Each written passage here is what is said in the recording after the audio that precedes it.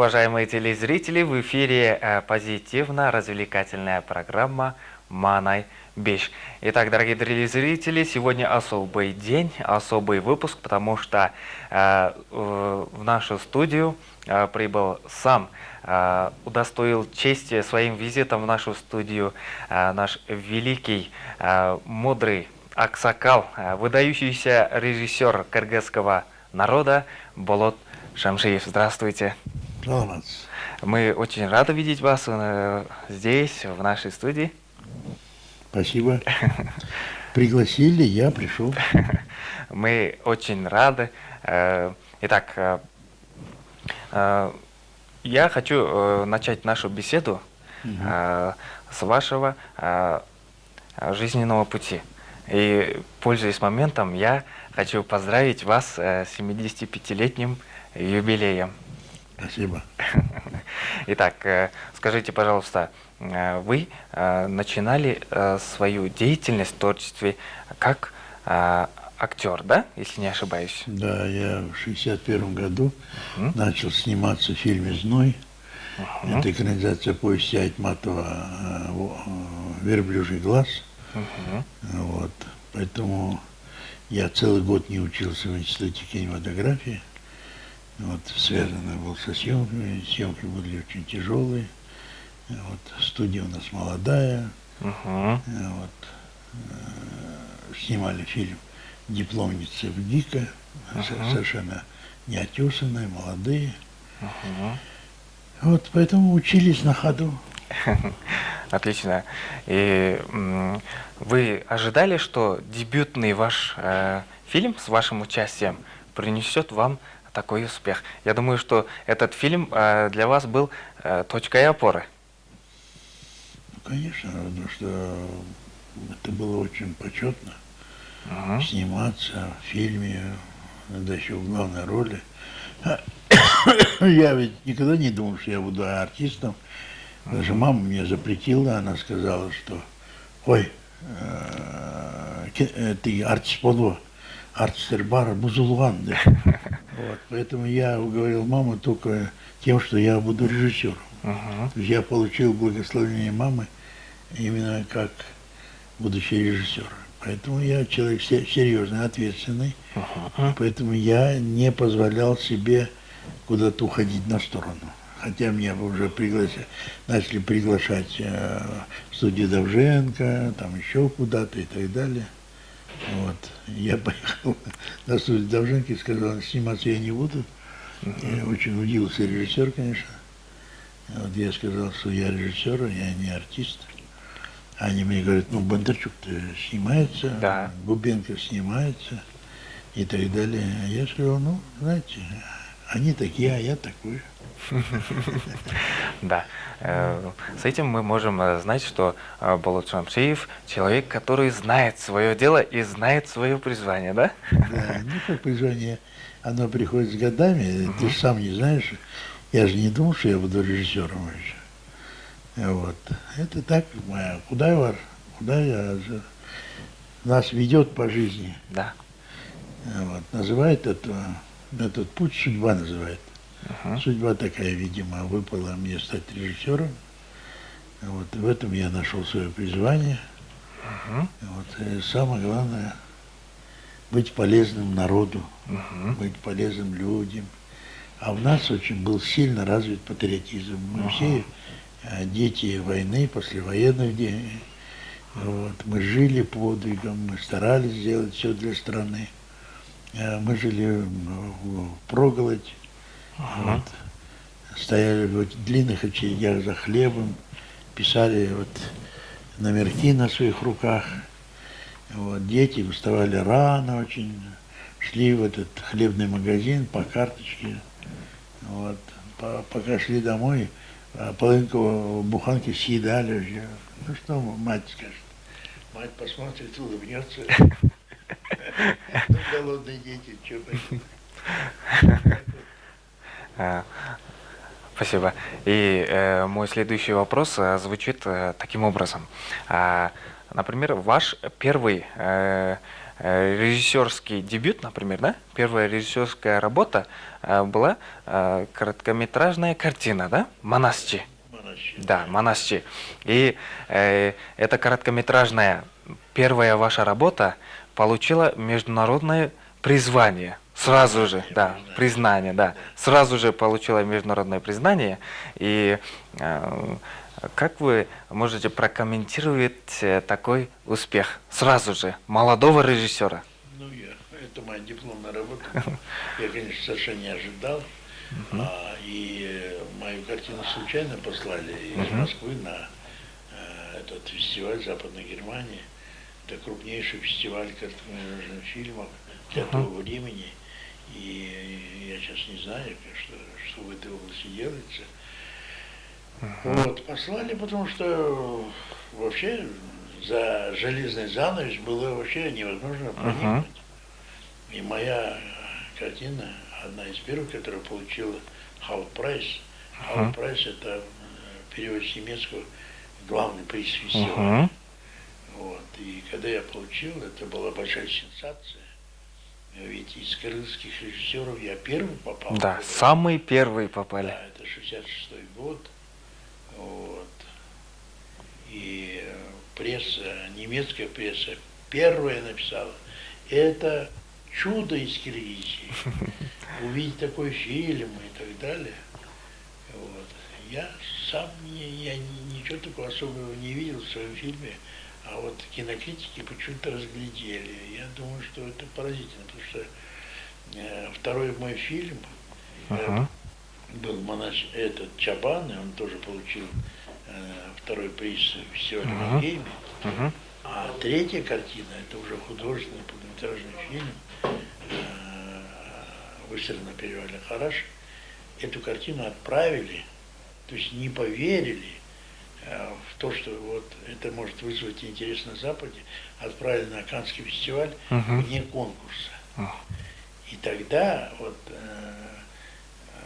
эти специалисты Каннского фестиваля, они сказали: почему бы эту картину не захотели включить в конкурс? Это руководитель нашего Госкино СССР. То мы бы дали бы золотую пальмовую ветвь за дебют, как дебютная картина. Вот. И вот так вот я сейчас смотрю через 50 лет свой фильм первый. Я должен сказать, что я вижу уже свою картину чужими глазами. Но вроде как бы не я. Я снимал, когда мне хорошо снимал, мне было 26 лет. Вот. Многие 36 лет только начинают снимать кино. Вот. А я 26 лет уже, 24 года я снял «Монащи», 26 лет я снял «Хараш-Хараш». Вот. Так что я думаю, что, наверное, моя ответственность, мое такое отношение, что я не артист, а я режиссер, я сейчас так понимаю, сейчас задним умом, что, наверное, она и явилась залогом, что вот преданность, полностью себя отдать этому делу, вот, не смотреть по сторонам. Ранний дебют в сфере режиссуры, да? Да, ну что, я мальчишка. Меня же никто же вообще не всерьез не воспринимает. воспринимали. У меня массовки были по 5000 человек, конные там отряды, и я должен был всем этим командовать и так далее. Никто меня серьезно не воспринимал, поэтому никто не слушался. Поэтому приходилось вот просто упорно толдычить, добиваться своего. Спасибо за интересный ответ. Мы сейчас сделаем короткую паузу в нашей беседе, потому что сейчас будет рекламная пауза. Дорогие телезрители, мы продолжаем спецвыпуск программы «Манай Беш». Напомню вам, что сейчас у нас в гостях выдающийся режиссер, великий мудрый аксакал кыргызского народа Болот Шамшиев. Итак, я хочу задать вам следующий вопрос такого характера. Среди ваших творений, ваша самая любимая картина? Ну, мне задают такой вопрос. Наверное, часто задают. Да, я всегда отвечаю одно все мне картины дороги, Мгм. потому что все картины я снимал по своему собственному желанию. Мгм. Никто меня не заставлял. Мгм. Вот иногда такие сказки рассказывают, что вот в советском кино только сидели сверху партийные бонзы Мгм. и просто По заказу, насильно да? заставляли снимать кино. Нет, у нас в Кыргызстане вот как была свобода, так и она осталась. Вот ЦК не давлела. Вот. Если нас кто-то фильтровал, вот выражаясь сегодняшним Мгм. языком, то фильтровала Москва вообще. Госкино. Мы Худсовет? сидели, зорко смотрели, поэтому белый пароход лежал на полке, поэтому волчья яма, Мгм. вот, она год тоже пролежала на полке. У меня же опиум же в фильме был, а Да. мне заставили поменять на шкурки. Вот я говорю, ну за шкурки-то 12 лет не дают. Статья-то другая. А они там говорят, нам плевать уже. У вас в фильме организованная преступница. А у нас в СССР организованной преступности нет. Потом, почему ваш, этот, который занимается наркотрафиком, гонец, Мгм. он по Москве ходит, что Москва это притон для наркоторговцев? Вот такие смешные вещи. А начали мы снимать «Волчью яму» по просьбе милиции. Мгм. Они мне обратились, говорят, вот, Владимир Леонидович, нам нужна помощь общественности. Мгм. Вот. И нужно сделать такую картину, чтобы молодежь у нас как можно дальше обходила вот эти наркопритоны и так далее, и так далее. В общем, я должен сказать, что вот здесь я прислушался нашей милиции, и поэтому долгие годы я состою, так называемый, как почетный сотрудник милиции. Мне знак был выдан, это в 1984 году. Мне, Чингизу Айтматову, Симонхулу Чокмору, вот нас троих пригласили, и каждому вручили почетный сотрудник милиции. Вот. Да, это тоже особая честь, оказанная вам. Конечно, Э, честь, потому что Быть почетным сотрудником милиции не каждому дано. И, конечно, среди них да, и вот начиная есть с и вы. 84 года, сколько уже лет прошло? Считаю, уже 32 года, Да. да? 32 года я езжу по улицам, и все мне вот так вот Честь махают дают. рукой, честь дают. Вот. Я тоже отношусь к нашей милиции с большим уважением. Им Мгм. очень тяжело, им трудно. Да. Много, конечно, каких-то явлений, особенно в эти годы, а в советское время было по-другому. Ну, что И делать? вы на своем веку поработали с очень многими актерами, с многими профессионалами. И, конечно, огорчает тот факт, что многих уже среди нас нет. И я хочу спросить о вас, о вашем самом любимом актере. Ну, у меня самая любимая актриса, это, конечно, Сабира Кумашалиева была, потому что это подлинно творческий человек, потому что она, вот многие актеры даже текст не выучивают. Придут и говорят, ну, развеселите меня, ну, объясните, какая моя сверхзадача, там, или еще что-то такое. Вот. Саврядия приходил уже с готовыми вариантами. Она говорила, давай я так сыграю, давай я вот так сыграю. И то, что ты сидишь и только выбираешь. В общем, понимаешь? Вот такая она была потрясающая творческая женщина. Поэтому она у меня снималась, она как была у меня амулет. Талисман. Талисман, значит. Обязательно я в кино должен был ее пригласить, обязательно должен был пригласить Орузбек Кутманалиев, он не профессиональный артист. Он моя ақынырчы. Ну? Дело в том, что я очень люблю ақынырчы. Менің тажездем, чоң тажездем Османқұл Бөлебалаев болчу. Вот, это один из великих наших акынов, импровизаторов. Вот. Мой отец акын был. Да. То есть я, в общем, имею отношение к этому. Как и нам, да? Как и нам, да. Поэтому я и В жилах есть. Поэтому я и приехал сюда, вот, в Бош сейчас. Вот, мы работаем над одним проектом. Я помогаю Ахтандай. Такой акын хороший есть. Абдвали Акимбеков. Мгм. Вот. И вот мы вот так вот, как методом Ашара, вот, позвали мне сказать, как там, а что, как и так далее. Режиссер везде режиссер.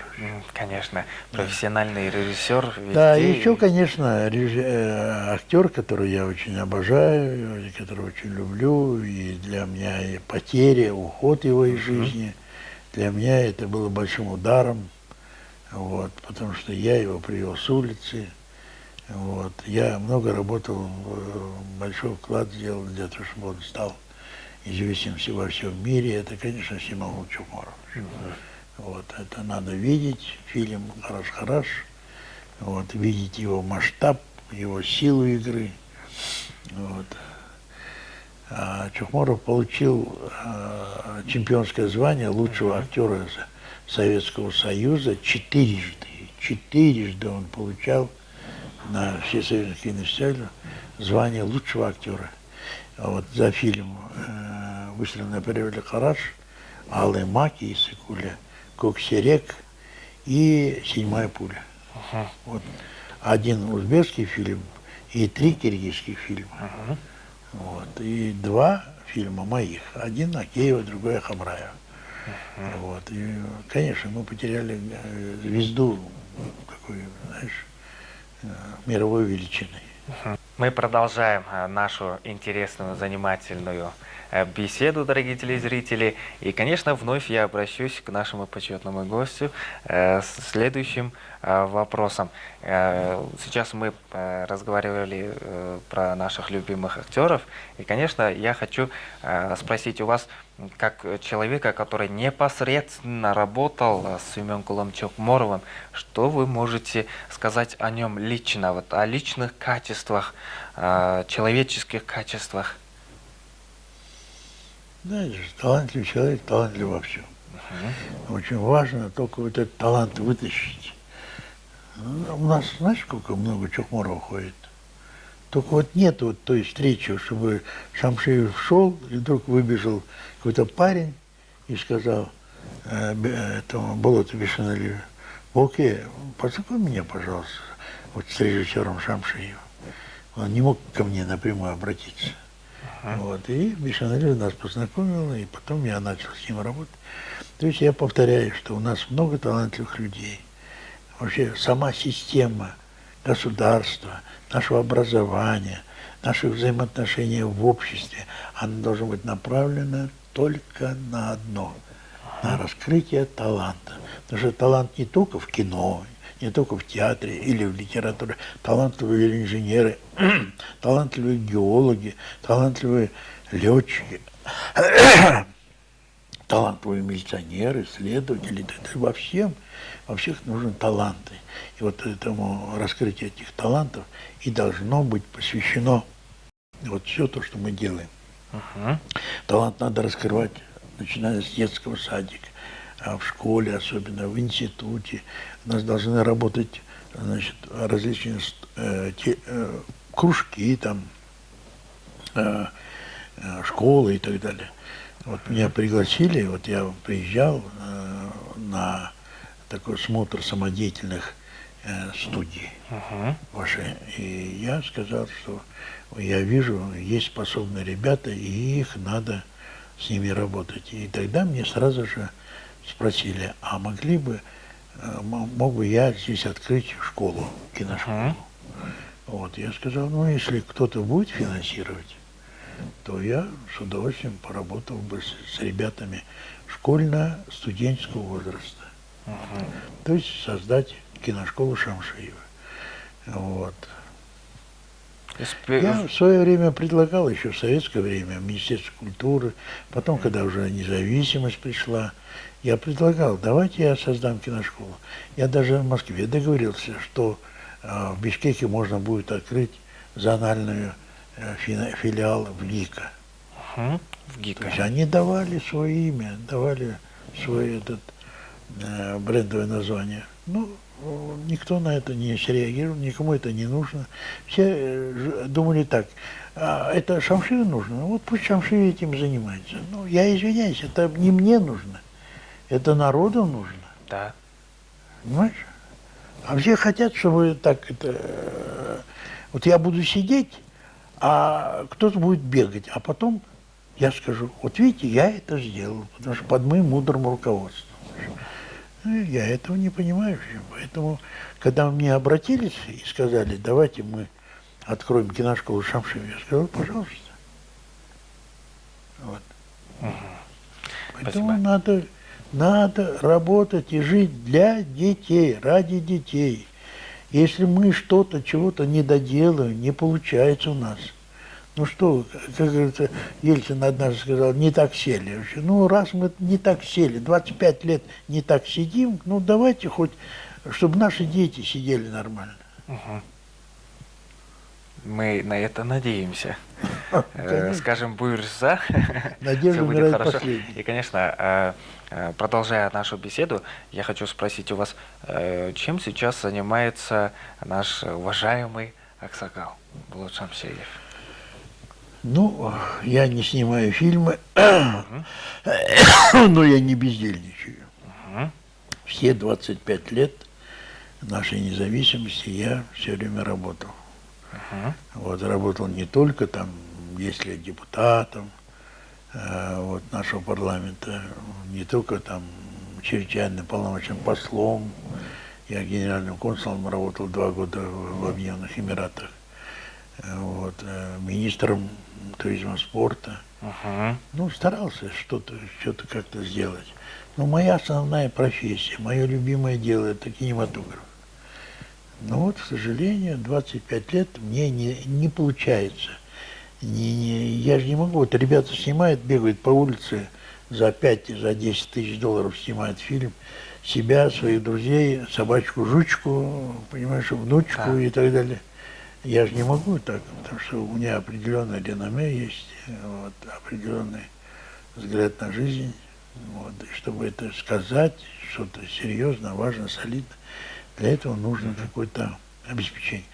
У нас частного кинематографа нету, продюсерства нету. Мы сейчас находимся на этапе где-то так, 1910 год, наверное. В 1910 году первые шаги кинематограф делал, и образовалась какая-то там студия, на базаре стоит камера и снимает всех. И вот мы сейчас на таком этапе, на таком уровне. И поэтому я вот чувствую, что к чему ведешь свой вопрос, а какое у меня отношение к современному Да, к современному да. кино, да. Можно Кыргызскому кино. 100 делать фильм, можно 200 фильмов делать за год. Вот. Но какой отклик? Я в адрес наших молодых режиссеров каких-то гневных тирад или разгромной критики я не делаю, потому что эти ребята снимают на свой страх и риск. Они вынимают из кармана собственно деньги или кармана своих родителей, или брата, или сестры, или мужа. Вот. Снимает, тратит свои деньги. Но когда берут из государства, из бюджета деньги, то любая покупка должен быть проводиться тендер. Вот. И если без тендера закупается тот или иной продукт, это считается уголовным преступлением. Вот. У нас почему-то как-то каким-то образом проехали и сделали возможность за 2 миллиона долларов снять фильм «Курман Джадатха», который не выдерживает никакой критики. Вот. И меня, например, не пригласили, не спросили, хотите ли вы участвовать в тендере, вот, в конкурсе на написание сценария или быть режиссером, то есть защищать режиссерский проект. Все вот так вот. Только потому, что у меня фамилия Шамшиев, а не Шерниязов. Поэтому, значит, кому-то выделили деньги, вот, а кому-то нет. И вот так вот 25 лет, и это очень грустно, конечно. Я не хочу жаловаться. Вот. Я думаю, что, наверное, вот сейчас какой-то поворот происходит. Неспроста вот наш президент вот, Алмаз Шашенович издал указ о том, что это год культуры и истории, вот, что это вот такой широкий, объемный вот такой охват. Вот я надеюсь, что мой зритель наконец-то дождется. У меня же ведь тоже есть свой зритель, Да. который сидит и ждет, когда Шамшиев снимет фильм, что мы пойдем в кинотеатр.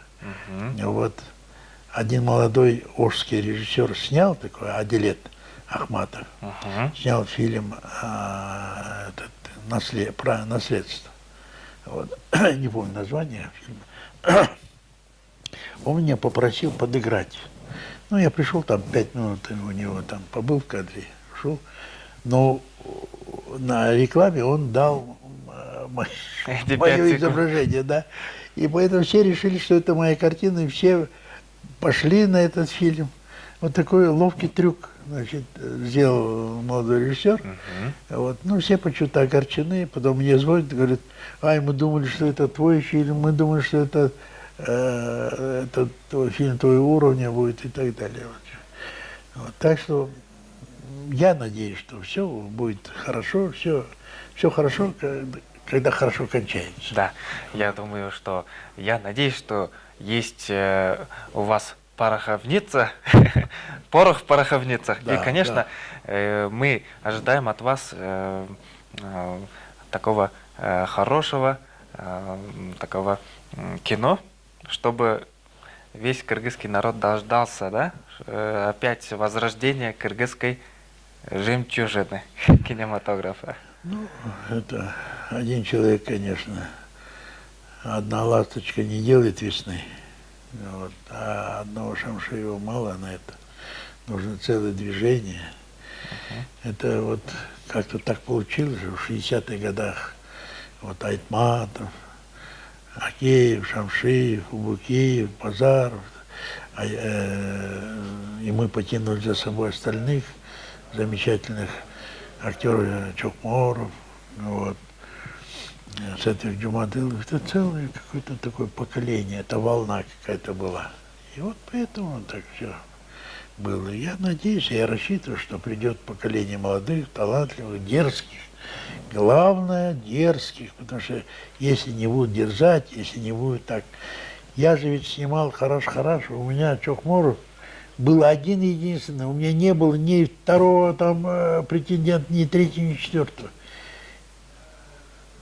Вот художественная коллегия на студии смотрела на меня как на сумасшедшего, как на этого самоубийцу. Как на безумца, да? Да, безумцев. Я говорю, ну как так можно снимать? А почему нет второго там? Я сказал, я уверен в нем. Я считаю, что он будет.